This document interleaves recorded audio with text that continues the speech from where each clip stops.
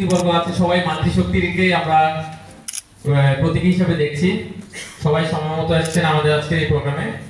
সবাইকে করজোড়ে হাততালি দেওয়ার জন্য অনুরোধ করছি, গ্রহণ করার জন্য অনুরোধ করছি। মাননীয় সভাপতি জেলা পরিষদ বরণ করে নেওয়া হচ্ছে শ্রীমতী খেলা, বরণ করে নেওয়া হচ্ছে আজকের অনুষ্ঠানের অনুষ্ঠানটা আরো সুন্দর হবে বলে আমার ধারণা করছি।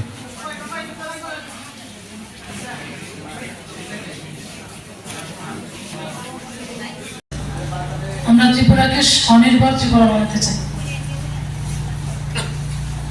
এখানে যেন সবগুলি স্কিমের উপর আলোচনা হয়, তার জন্য আমি নিজে এখানে বসে আমি সবগুলি আলোচনা শুনলাম এবং সত্যি অত্যন্ত আমরা গর্বিত যে আমাদের দেশের যশস্বী প্রধানমন্ত্রী নরেন্দ্র মোদীজি এই ভারতবর্ষের পিছিয়ে পড়া সমাজ, শ্রমিক সমাজ, কৃষক সমাজ, মৎস্য সমাজ যারা আছেন তাদেরকে প্রকৃত অর্থে স্বাবলম্বী করে তোলার জন্য যে প্রকল্প হাতে নিয়েছেন, যে জাতীয় ফিশারি ডেভেলপমেন্ট প্ল্যাটফর্ম, একটা অনলাইন পোর্টাল যেখানে এই রাজ্যের নয় শুধু সারা ভারতবর্ষের মৎস্য চাষের সঙ্গে যুক্ত, মাছের সঙ্গে যুক্ত যারা আছেন তাদেরকে এই পোর্টালে আপলোড করা হবে এবং যতগুলি স্কিম সেই স্কিমের সুবিধা যেন সেই ব্যক্তিরাই পেতে পারে, কোনো ধরনের মিডলম্যান যেন না থাকে, সেই বিষয়টা কিন্তু একদম সুস্পষ্ট।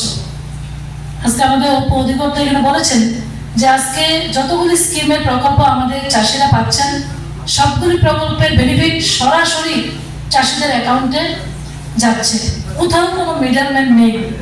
আমাদের প্রধানমন্ত্রী বলছিলেন Jan Dhan account, zero balance account করার জন্য, এবং প্রায় 51 কোটি উপর ভারতবাসী তারা এই জনধন অ্যাকাউন্ট, যাদের কোনো ব্যাংকের খাতাই ছিল না, কিন্তু প্রধানমন্ত্রীর আহ্বানে সাড়া দিয়ে সারা ভারতবর্ষের 51 কোটির উপর মানুষ এই জনধন অ্যাকাউন্টের জিরো ব্যালেন্সে অ্যাকাউন্ট করেছেন এবং তার ফল আজকে কিন্তু আমাদের বেনিফিশিয়ারিরা পাচ্ছেন।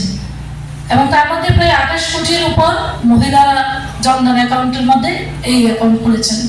আজকে আমার মা বোনরা যদি উজ্জ্বলা যোজনা গ্যাসের বেনিফিট, আমাদের পেনশন 2000 টাকার বেনিফিট, সব প্রকল্পের বেনিফিট, প্রধানমন্ত্রী কিষাণ সম্মান বেনিফিট, সবকিছু বেনিফিট কিন্তু সরাসরি ডিপিটির মাধ্যমে ডাইরেক্ট বেনিফিশিয়ারি ট্রান্সফার।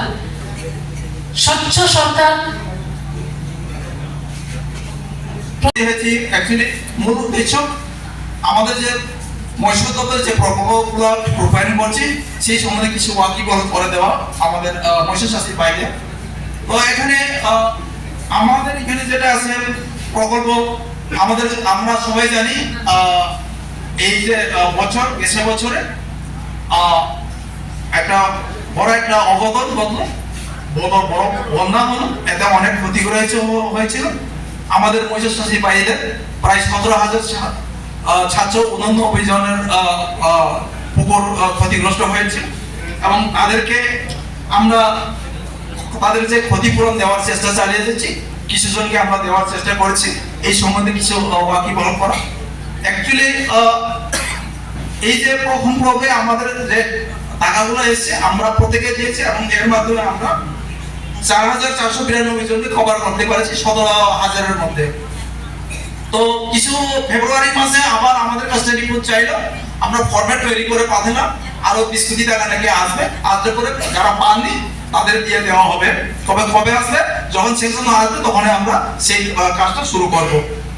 তারপর প্রধানমন্ত্রী মৎস্য সম্পদের জন্য আমাদের খুবই এটা গুরুত্বপূর্ণ প্রকল্প, যেটা শুরু হয়েছিল 2020-21 থেকে, কিন্তু আমরা বাস্তবায়ন করতে পেরেছি 21-22 থেকে।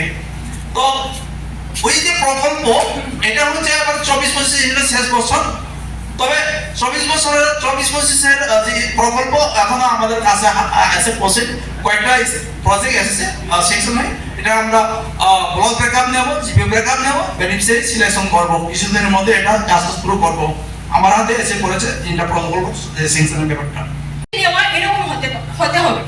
তারপর আছে যে যদি কোনো বিষক্রিয়ার ঘটনা ঘটে থাকে তাহলে এটা নিকটবর্তী যে সেটা এফআই, এফও কিংবা সুপারিনটেন্ডেন্ট যে আমাদের মৎস্য তত্ত্বাবধায়ক অফিস আছে ওইখানে লিখিত আকারে ওনাকে জানাতে হবে আগে, অবিলম্বে জানাতে হবে। ইভেন এটা এফআইআর করতে হবে নিকটবর্তী পুলিশ স্টেশনে গিয়ে। তো ওই লিখিতটা যেটা এসএড অফিসে বা এফওর কাছে ওইটা জমা দিতে হবে। পরবর্তীতে ওইটা লিখিত যখন পাবে এসএফ এফও এফআই বা এফএ, ওনারা অন দ্য স্পট গিয়ে ভেরিফিকেশন করবেন, যে রেকর্ড রাখবেন। কিন্তু যখন বিষক্রিয়া হবে বা মাছ মারা যাবে, ওইটার কিন্তু ভিডিও ক্লিপিংস রেডি রাখতে হবে। ইভেন যখন প্রতিনিধি ডিপার্টমেন্টের যে অফিসাররা বা আমাদের যে ফিল্ড স্টাফরা যাবেন, ততদিন পর্যন্ত ওনারা পুকুরটা পরিষ্কার করবেন না। কেননা যদি মাছ মারা যায় বা এরকম কিছু সিচুয়েশন থাকে, ওই সিচুয়েশনটা দেখার জন্য আপনারা পুকুরে যেভাবে আছে এইভাবেই রাখবেন।